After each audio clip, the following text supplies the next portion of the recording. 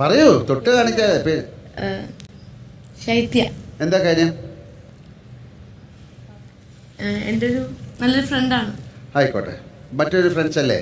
ഫ്രണ്ട്സാണ്, പക്ഷെ അവരാരും എൻ്റെ അടുത്ത് അങ്ങനെ മിണ്ടാറില്ല. ആണോ? നെവിൻ മിണ്ടും. പിന്നെ മിണ്ടില്ലേ? ഞാൻ ഇവിടെ കാര്യം പറഞ്ഞേ.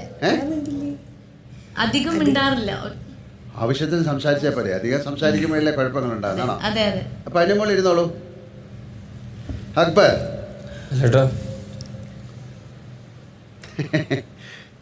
എന്താ തോന്നുന്നു അക്ബർ? അതായത്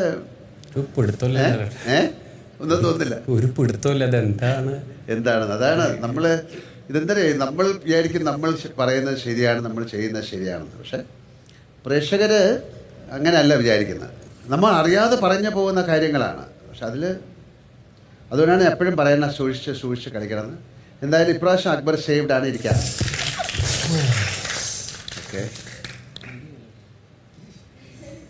ഡോക്ടർ എന്താ പറയുന്നു? ചൈന പോണ്ട? അല്ല, അങ്ങനെ പറയുന്നത്. നിങ്ങൾ എങ്ങനെ പറയുന്നത്?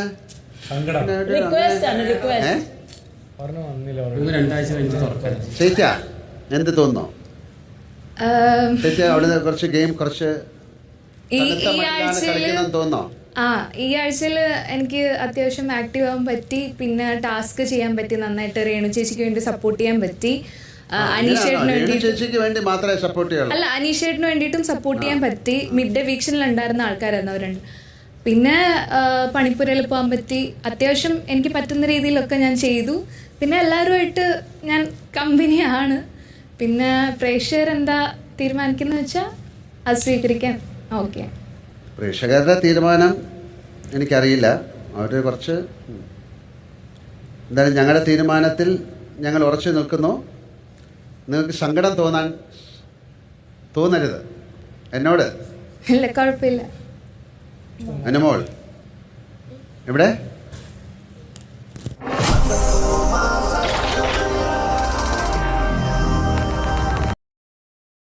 ഇതാണ്.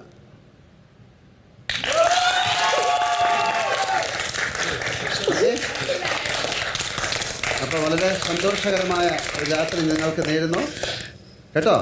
ഇതൊക്കെ എപ്പോഴും കിട്ടുന്ന ചാൻസ് അല്ല, ഇതെപ്പോഴും കിട്ടുന്ന കാര്യമല്ല. അപ്പോൾ ഏറ്റവും നന്നായിട്ട് കളിക്കൂ. എപ്പോഴും ഏത് നിമിഷം വേണേലും എന്തും നടക്കാം കേട്ടോ.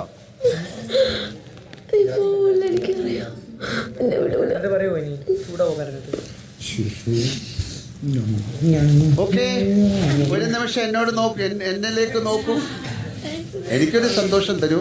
വളരെ ഹാപ്പി ആയിട്ടിരിക്കൂ. നല്ല ശുഭരാത്രി നേരുന്നു. Good night. അടുത്ത ആഴ്ച.